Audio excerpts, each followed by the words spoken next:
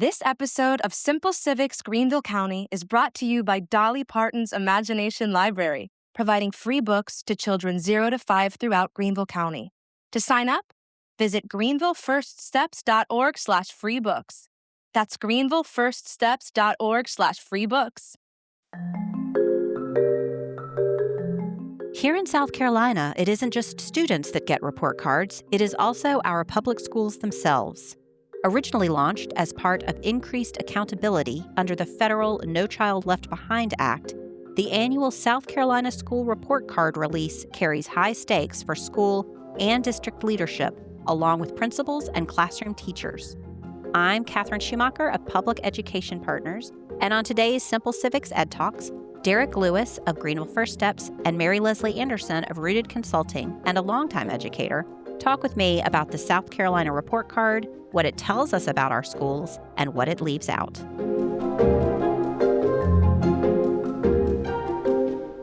Well, Derek and Mary Leslie, thank you for coming today to talk about school report cards. It is an area that we've been talking about a lot in Greenville recently, a lot of success.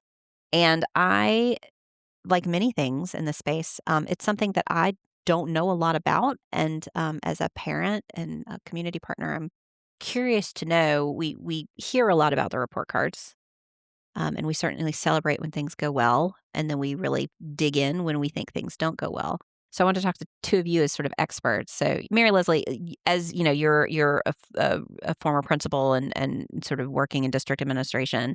Can you talk us through what the South Carolina Report Card is, sort of the origin story, and a little bit about how it's used for better or worse in our schools? Most of the school report card originates in the 2002 legislation from President Bush, No Child Left Behind, which I think a lot of people remember that No Child Left Behind. I happened to have been a newer teacher at the time, so I really remember it. But that is when school report cards came out and the accountability for teachers in schools really became prevalent. No Child Left Behind is now really more of the Every Student Succeeds Act. You know, these have evolved a lot over the last 20, 25 years. Basically, what the school report card does is gives a grade or a score. It's been several different things over the years, but we're currently operating in a score, and really just gives an overview of a school and their ability to grow students. But now, as it currently sits, every state has their own version of the school report card and teacher and school accountability that you submit to the federal government for approval. And then there's that. Right. But they're all different. So there is no, like, the school report card here in South Carolina is going to be different from the school report card in, say, Massachusetts. And it's really hard to compare states when all of the measures are completely different.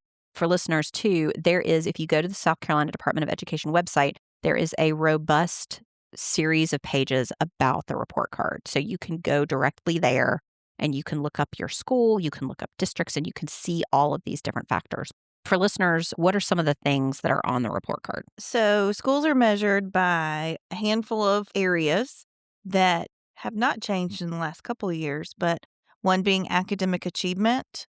There's a section called Preparing for Success that focuses on science, 4th, 6th, and biology for high school. So 4th grade, 6th grade biology. There is a multilingual learners progress section, a whole student progress section, which is more, you're looking at growth. Then lastly, a school climate. It looks different. What's on the report card and what goes into the calculations Is different for each level. for elementary, middle, and high school.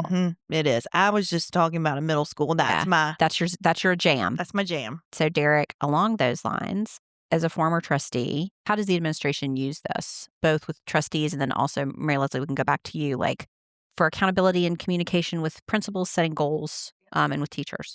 Yeah, so I would say that the thing that interested me the most when I was on the board was how a school's score changed over time.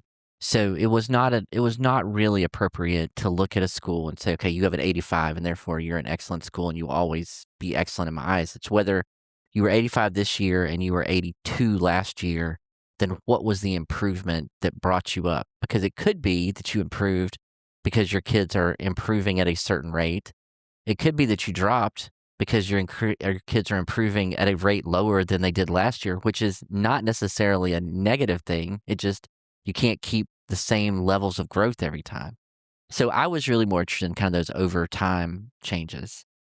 The other thing that's interesting to me is there is data in the report card that is a little more consistently objective. So like financial data.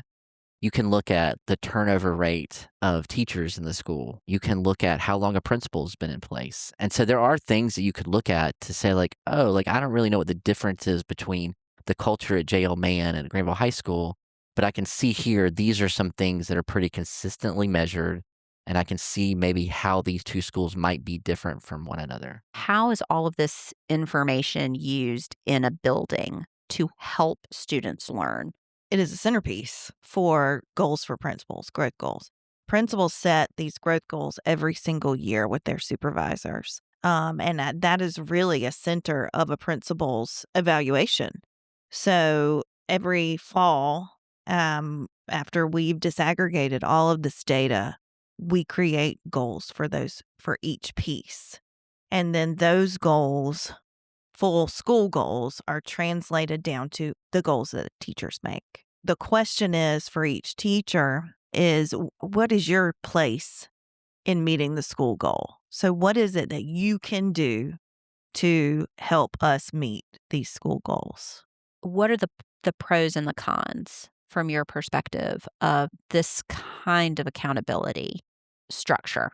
As a former principal and former teacher, we have to track the job that we're doing and the growth that we're providing our students in our community. The principal is the single most effective piece in a building to grow teachers, okay?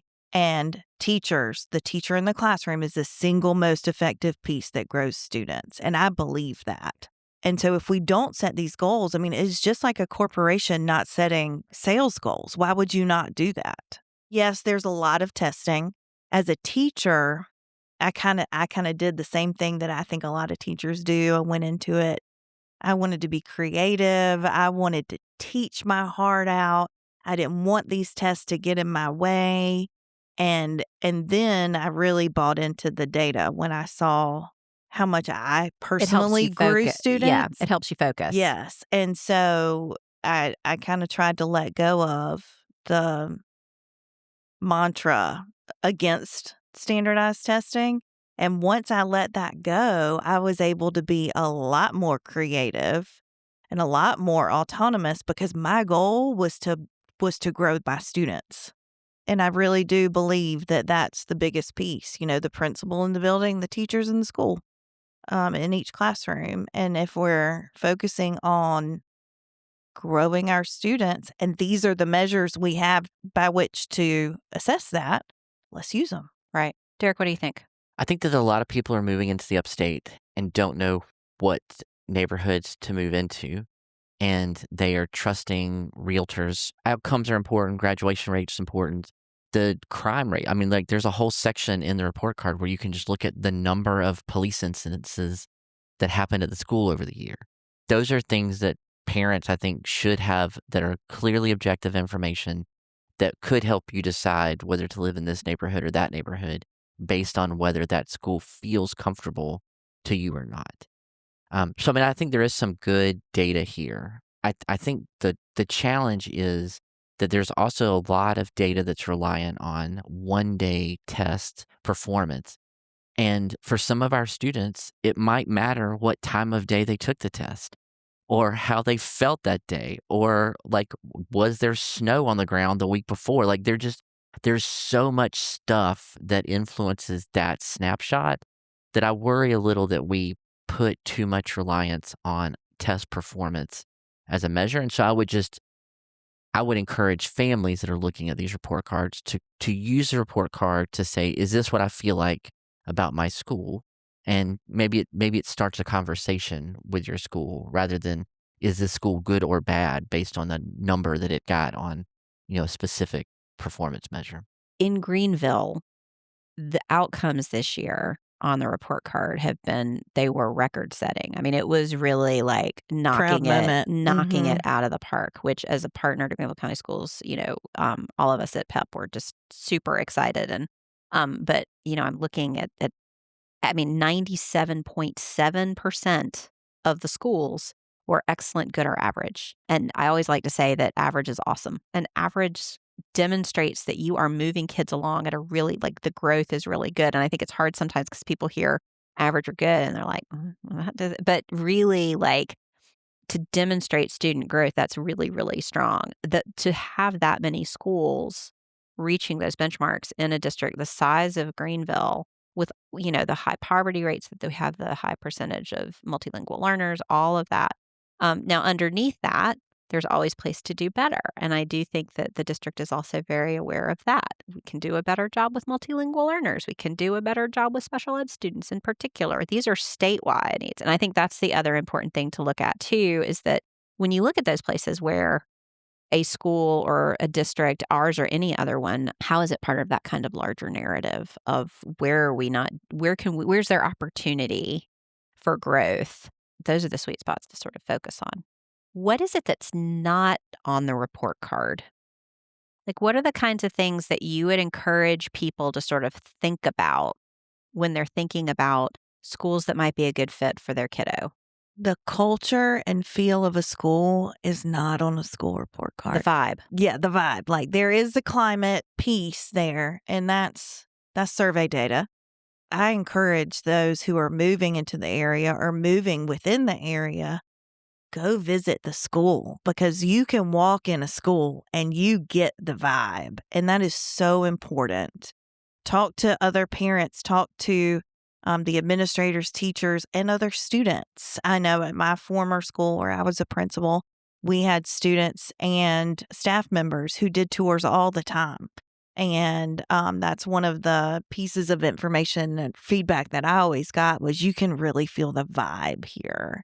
And so really visiting the school, talking with the community around that school, I think is number one when you're looking for the right school for your kid. I agree. I think feeling how the school feels today versus someone's perception of the school when they were at that school 15 years ago. Oh, Right. yeah. And I think that's one of the challenges I think with Greenville County schools is that some schools have been a certain way for decades.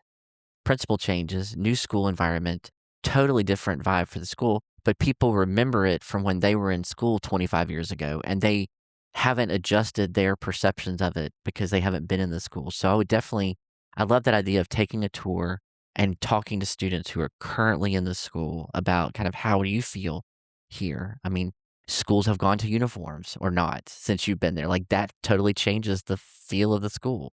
We will put the link to the Department of Education website where you can find the South Carolina report card information. If you care about schools, it's an interesting place to spend a little bit of time, and it's particularly important if you're going to talk about advocacy and that sort of thing, and how important it is to keep investing in our public schools. Charter schools are in there too, so that's a good thing to know. Your public charter schools are in there. Private schools are not included because they do not have the same accountability standards as the public schools. But just as a resource, it's important for listeners to know how to get there. So thanks, y'all. I appreciate the conversation about the report card. Simple Civics EdTalks is a joint project of Greater Good Greenville, Greenville First Steps, and public education partners Greenville County. Hi, Simple Civics Greenville County listeners, Nathaniel here. If you've made it this far, then we think you'll really love our newsletter. Sign up for bonus content, updates, and more right in your inbox.